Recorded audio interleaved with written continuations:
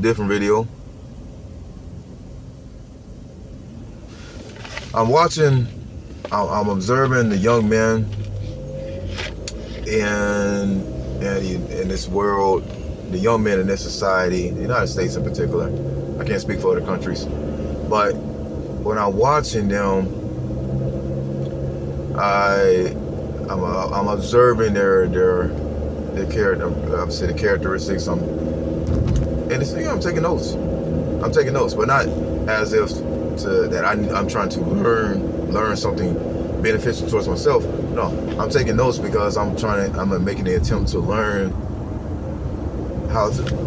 I'm taking in the information. I will process it, and then I will regurgitate it and spit it out in a way that tells them, "Hey, you've been doing this for so many years.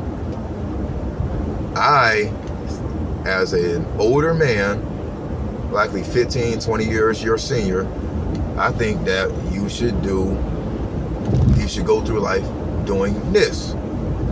Because if you go through life doing this instead of that, because that has been leading you to failure or just to moderate success." For example, again, as a man, and I talked to a young fellow, a young man, probably 15, 20 years my junior,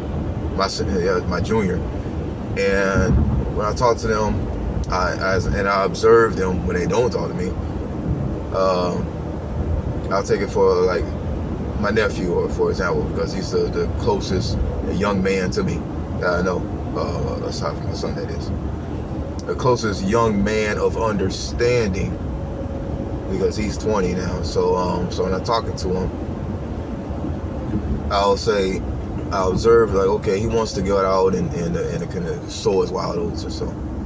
No, he has a girlfriend, he does this thing, that thing, or like the young boys, like when I was young, my first job, I remember when I was working UPS many years ago.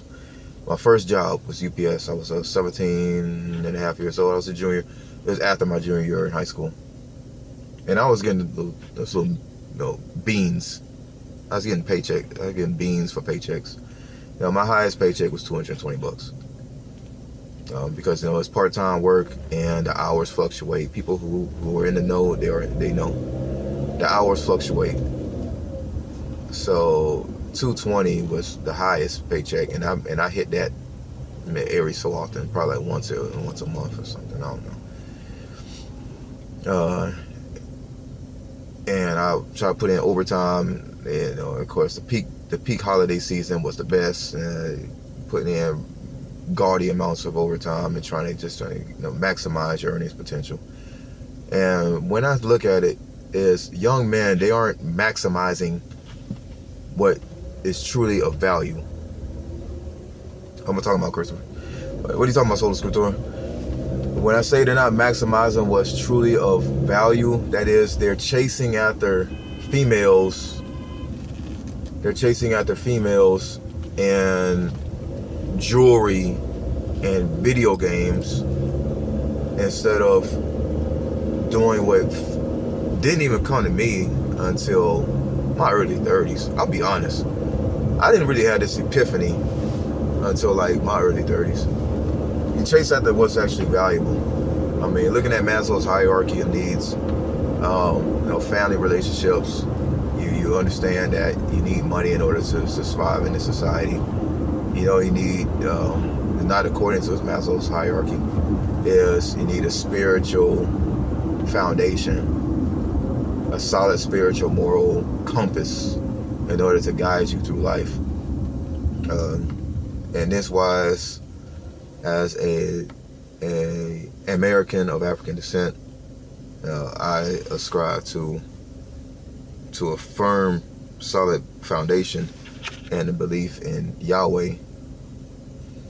Yahweh is my Elohim, and his son Yahusha, whom he sent 2,000 years ago to cleanse me of my sin, which I often refer to as a modern day slavery.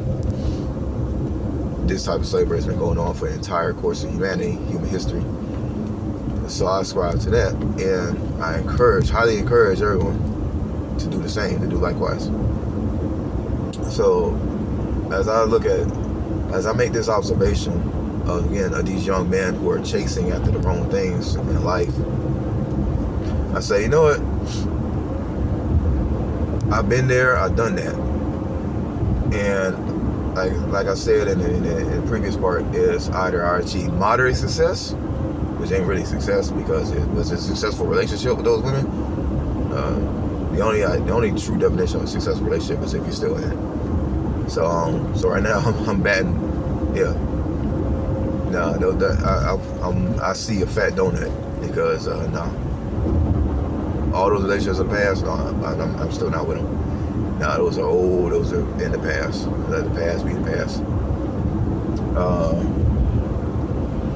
Relationships, jewelry. I don't even have any of that jewelry. I don't even have any of the video games that I bought anymore. I don't. Obviously, I can't play them anymore, because it's a running joke. I made it a joke out of it, If you can't laugh at yourself, then what can you laugh at, But so I can't even play those video games anymore. But so what are you chasing in life? What is your reason? What do you truly value? What brings you joy? I mean, I know, I don't knock gamers. No, I don't knock gamers, because there are men who are 40s and 50s, they still game.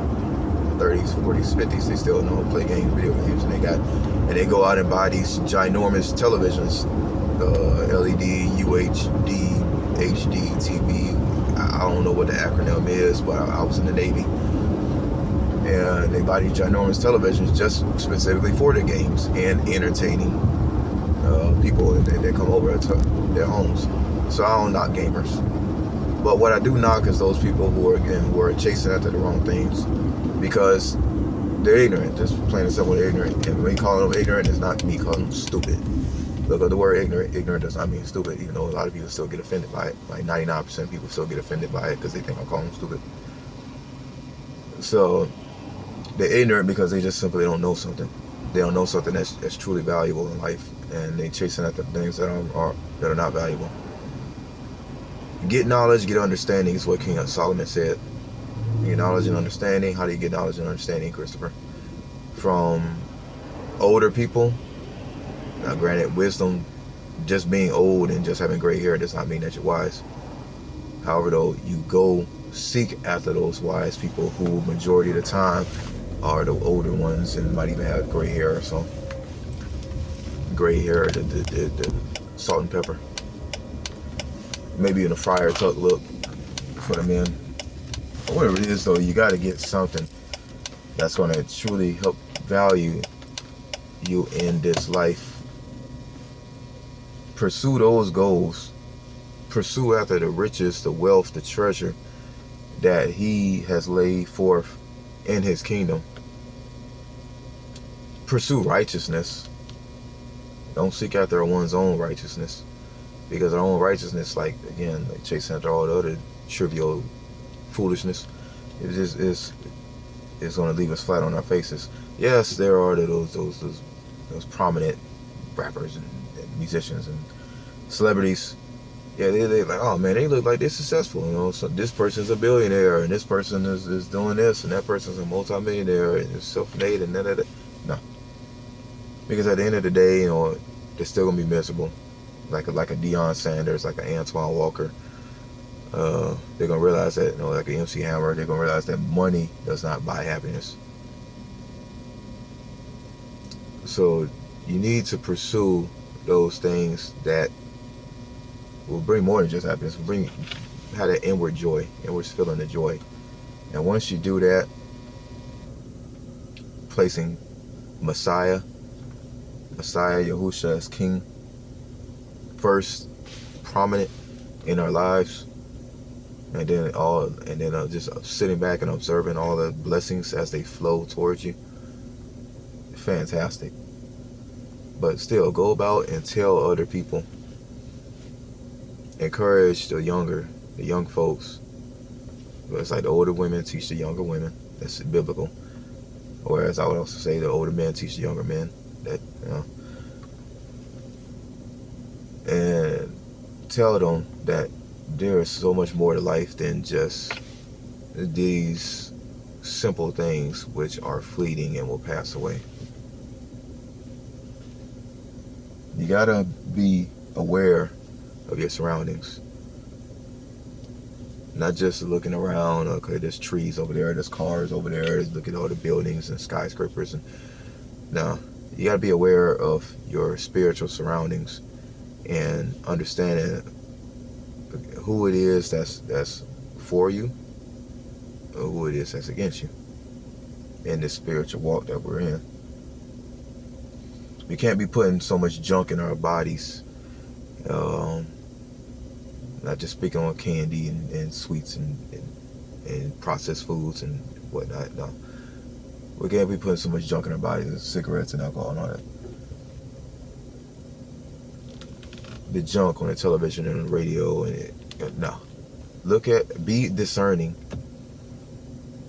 Figure out what's valuable, and quickly, without hesitance, discard those things. What you're doing that but tearing us down. Like a personal trainer once said, a holistic doctor I know here in Atlanta once said, yes, everything you eat will do either two things. Everything you eat and drink will do either two things. Either it will tear you up or it will put you down. Either it's causing disease or it's preventing disease. Disease of the mind, disease of the heart, disease of the body. Figure out what those things are. Quickly discard them.